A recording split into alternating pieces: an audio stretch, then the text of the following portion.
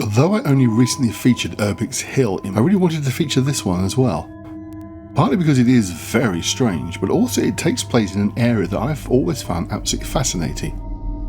The area is Point Pleasant, which has become very famous because of the Mothman incident in the 1960s.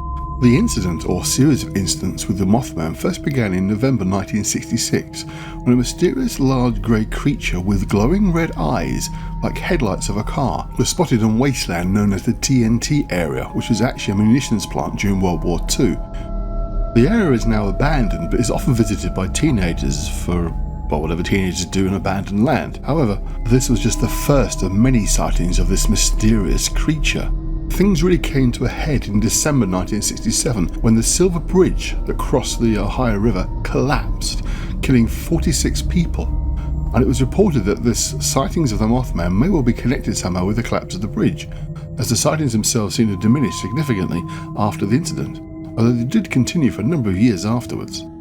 Although already being picked up by the national press, the story of the Mothman itself became even more famous when writer and researcher John Keel became involved in the case and wrote the book entitled The Mothman Prophecies, which documented some of the strange and bizarre happenings that had occurred during this time.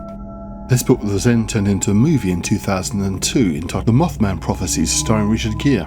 Also, on a more personal level, I actually know someone who lives in the area, so I was very intrigued to see that Urbex Hill was exploring part of Point Pleasant. Rather sensibly, he doesn't actually say where in Point Pleasant these tunnels are, but my guess would be somewhere probably around the TNT area. But nevertheless, they're very interesting. So let's have a look at some of the strange things he captured, and one incident in particular is absolutely fascinating.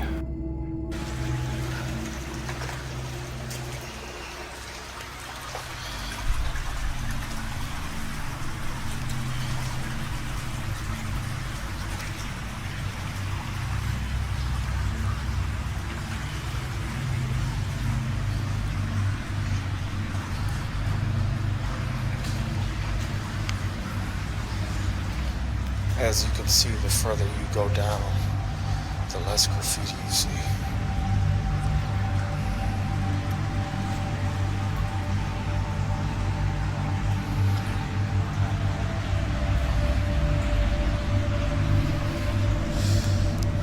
Let's go. Initially, Chris's exploration is interesting but largely uneventful as he delves deeper and deeper into the tunnels.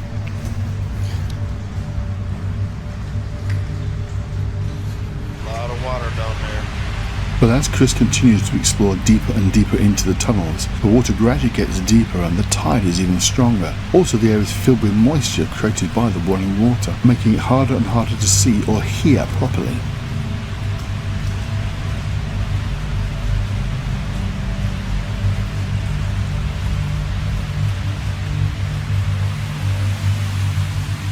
Eventually he comes to a junction, and Chris pauses to decide which way to go next, and inadvertently films down one of the corridors, without really giving a consideration to what he might be capturing. But what he captures is remarkable. Keep watching the far end of the tunnel. Two lights appear, almost like eyes. He darts back and looks again, but is joined by a second set of eyes lower than the first. Completely unaware of what he's just captured, Chris now starts to explore the tunnel.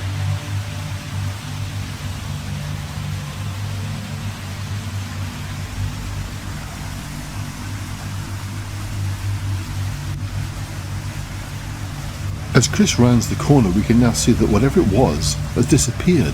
There's no sign of either of them. Where did they go? Let's have a closer look at what Chris has captured. While the taller one seems to be no more than a set of eyes, the shorter one actually has a body. You have to look very closely, but it's there. Watch again with contrast and brightness improved.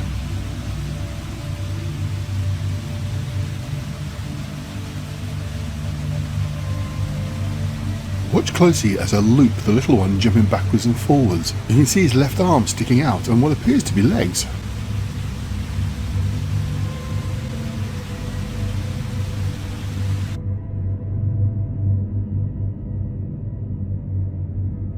Notice too how the short guy actually seems to kick the water as he retreats. Oblivious to the fact that Chris has captured such a strange anomaly, he continues to follow the corridor. But there's no sign of those mysterious creatures anywhere. However, despite the fact that Chris has no idea he's caught something on camera at this point, he does notice something else later on.